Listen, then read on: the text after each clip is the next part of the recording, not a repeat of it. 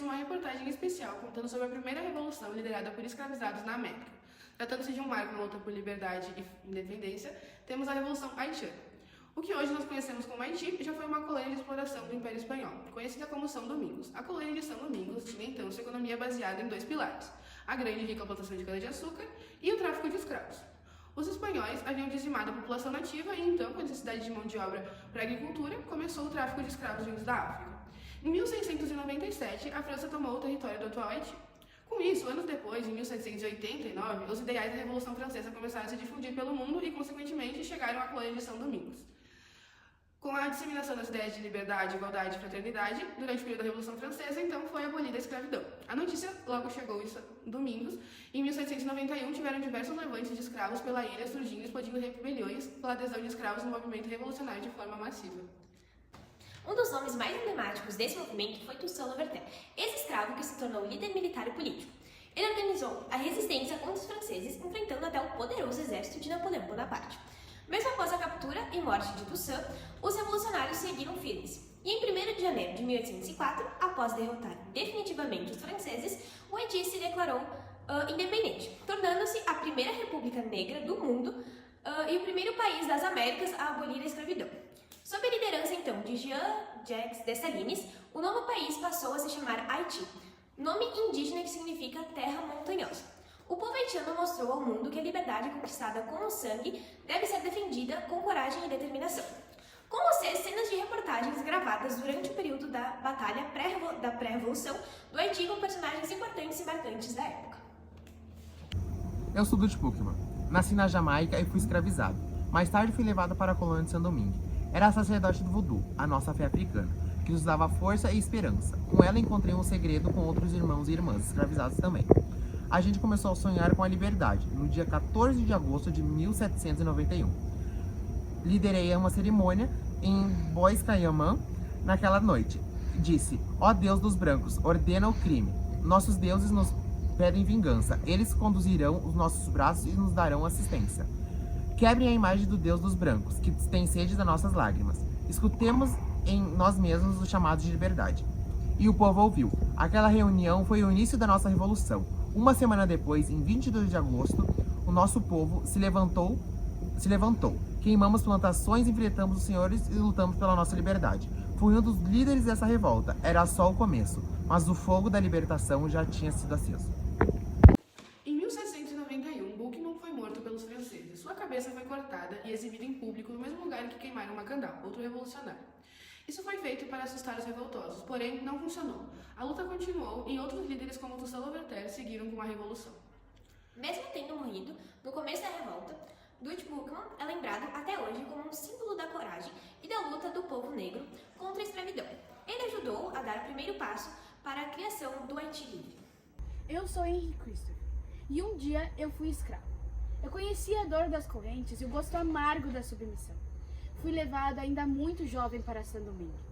Comecei minha vida ali como um homem simples, apenas um cozinheiro. Mas entre as panelas e as brasas, eu nutria um desejo ardente de liberdade. Quando o povo se levantou contra a opressão, juntei-me às lutas da Revolução Haitiana. Lutei ao lado de Toussaint Louverture, nosso grande líder, contra os franceses que insistiam em nos manter acorrentados. Em 1802, o general Leclerc, cunhado de Napoleão, chegou à ilha com falsas promessas de paz. Mas, na verdade, ele queria restaurar a escravidão. Dessalines, meu futuro companheiro, ele chegou a colaborar até com Leclerc. E junto eles tramaram a prisão de Louverture, que foi enviado à França e morreu lá, traído. Quando Dessalines percebeu as intenções dos franceses de que queriam restaurar a escravidão, ele rompeu tudo com o general. Dessalines assumiu a liderança e eu me tornei comandante e fiel a ele. Com as nossas forças unidas, nós expulsamos todos os colonizadores. E em 1804, o Haiti nasceu livre e Dessalines se tornou imperador. Eu permaneci a seu lado, administrando o norte, mas o poder nos separou e as tensões políticas começaram a crescer. Em 1806, ele foi assassinado. E após a sua morte, Saint-Domingue se dividiu. O sul, governado por Pétion, com uma república, enquanto eu estabeleci um governo monárquico no norte, que eu me autoproclamei rei, Henrique I, e ergui palácios como o de Sanssouci e mandei construir a cidadela de La Farie, uma gigantesca fortificação para proteger nosso território e mostrar ao mundo todo o nosso poder. Henri Christophe, que antes fazia parte do povo oprimido, torna-se então um novo opressor.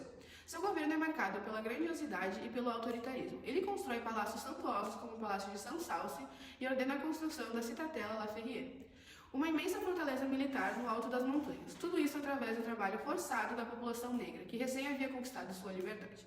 No meio do pátio de armas, vários touros eram degolados, todos os dias, para se amassar com seu sangue uma argamassa que faria uma fortaleza invulnerável. Centenas de homens trabalhavam nas entranhas daquela imensa construção, sempre vigiados pelo açoite e pelo fuzil. Pior ainda era a infinita miséria em ver os escravos serem espancados por negros, tão marcados a ferro possivelmente como os demais.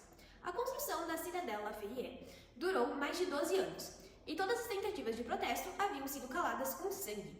Apesar de ser um símbolo de resistência na luta contra os franceses, Christophe acaba se tornando um reflexo da tirania que a Revolução queria destruir. Sua trajetória culmina em suicídio em 1820, cercado pelo medo de revoltas populares e pela decadência de seu poder. Ele é enterrado na própria fortaleza que construiu, num gesto simbólico que encerra seu reinado com amargura e solidão. Eu me chamo Macandal, eu caminho entre vocês, eu me transformo, eu me escondo nos campos, nos ventos e nos olhos de cada irmão escravizado que ainda não se rendeu. Eu não carrego apenas o ódio que eu sinto pelos brancos, mas também o desprezo e a raiva por tudo que eles nos fazem. Eu desejo que todos eles desapareçam da face da terra. Eu desejo que cada plantador, cada senhor e cada filho de colono que se alimenta do nosso sangue sofra tanto o quanto a gente, negros, sofremos. E eles nos tratam como se fôssemos animais. Mas só que no fundo, quem são os monstros? São eles. Eles destroem nossas terras, eles se alimentam da nossa dor que nos impõe e ainda nos chamam de bárbaros. Eles não sabem, mas nós sentimos, nós sonhamos, nós oramos para que os deuses façam as devidas justiças. Eu não quero mais viver num mundo onde os brancos se mantêm impunes de tudo que eles fazem.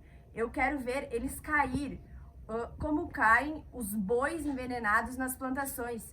Eu quero ver eles sentir todo o medo que plantaram em nós. Eu desejo o fim de todos eles e que cada dose de veneno que passa de mão em mão, cada olhar que eles compartilham, o segredo de resistência é um passo para a nossa devida liberdade e extermínio deles.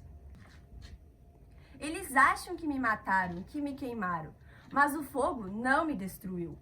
E eu estou liberto, me libertou. Eu estou aqui em todos os lugares e vou continuar até que o último branco caia ou seja enterrado na terra. Por fim, você deve estar se perguntando, após tantas guerras, exploração e sofrimento, após mais de 220 anos, como está o Haiti? A resposta é que o Haiti, hoje em dia, é considerado o país mais pobre do continente americano devido a uma combinação de fatores socioeconômicos, políticos e históricos. Com baixo nível de industrialização, o setor agrícola ainda emprega a maioria da população. O país enfrenta uma grave crise humanitária marcada pela escassez de alimento, pela falta de água potável e pelo acesso precário à saúde e à educação. Além de tudo, o país, por estar localizado perto de placas tectônicas e num local propenso a desastres naturais, foi afetado por terremotos e furacões, que causaram danos à infraestrutura, agricultura e economia do país, agravando também a pobreza. Como exemplo, de janeiro de 2010, quando o Haiti presenciou um terremoto de magnitude 7 na escala Richter, ocasionando a morte de mais de 120 mil pessoas, as péssimas condições sanitárias enfrentadas por grande parte da população haitiana também fazem com que algumas doenças transmissíveis possam causar danos. O país possui problemas socioeconômicos, como de acesso a serviços de saneamento em apenas uma pequena parcela de domicílios, e a população, em sua grande parte, sofre com a desnutrição, possuindo baixo índice de desenvolvimento humano e quase metade dos habitantes são analfabetos.